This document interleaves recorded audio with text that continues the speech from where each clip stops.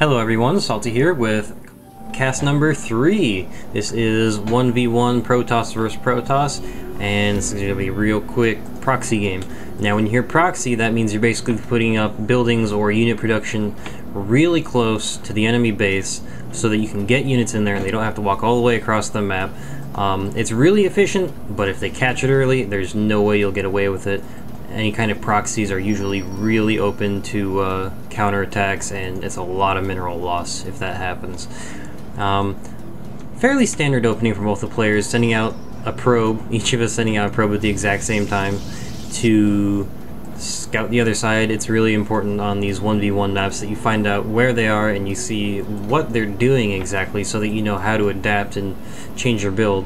And here we are, look at this, exact same time, both moving into the middle, and bonk, probes actually run into each other and just keep going on their way. Both of us putting down one pylon at the ramp so we can see any kind of units coming up. Let's see here.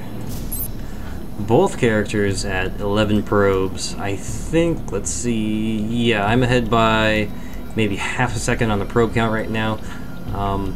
Nothing going on in his base. This probe should have been down here watching this gateway. And Red does the exact same thing as me. He's looking at the Nexus instead of the pylon that we have down. Each of us putting down a gateway at the exact same time, and Red actually hitting this pylon. I don't know why. I guess he's just trying to be a nuisance.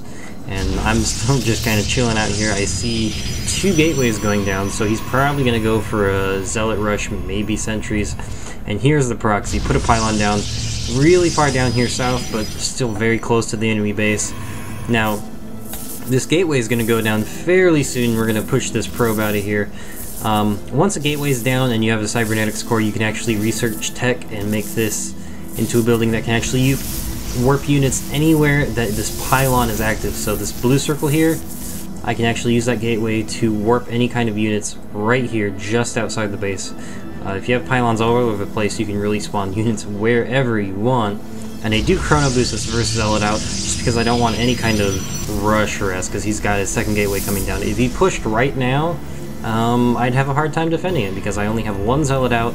I just spent a lot of minerals on a second pylon, cybernetics core, and a gateway, so I don't have much to counter with right this second.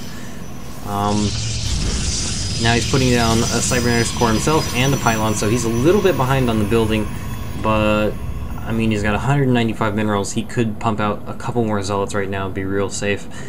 And still got one zealot in my base, cybernetics core just coming in, and my second gateway about halfway. Now a lot of the pros you'll see go with 4 gateways and try and push. I'm not that great at macro and managing my minerals, so I'm real comfortable with 2, just because whenever I want units I don't have to worry about mineral count. I can just pump them in. The advantage to 4 gate is if you have the economy for it, you have enough probes to produce, you can pump out a lot more units very quickly. And you see me here, blue, watching the middle. It's very good to put probes there, but I'm gonna get whacked off by that zealot real quick. He has that map control now. He can see where these things are going. He's got 2 zealots out, 1 in the middle, and 1 sentry and another zealot on the way. A couple more pylons going down for Red up here, and I just have the 2 zealots right now, 2 stalkers, and researching warp gate right here. Basically when that finishes, like I said, I'll be able to upgrade these 2 structures to put units anywhere that my pylons can reach. Now we have Omandel here with 3 zealots and a sentry, and pretty evenly matched. I just got my 2 stalkers finished up and pumping out 2 more stalkers. So I'm gonna have 4 stalkers, 2 zealots. He's gonna have a bunch of zealots, and he's pumping in a few more sentries. Decent idea on his part. Just those sentries are really underrated. And I'm a little late with my 3rd pylon here. That should have gone up a bit earlier. I think I got supply blocked for just a bit on my Nexus. But continuing to use chrono boost is a really important thing on these matches. I'm at 9 energy still. He's got 35. If I were him, I'd probably be chrono boosting one of these gateways here just so I could get a bigger army out. And Red does hit, but to no avail. I bash right through those units and I start moving out my main force right here. Both of these gateways upgraded to warp gates, so now they can pump in units anywhere they want, and I pump them in right here where this pylon is that I've had for the entire map, just kind of chilling there.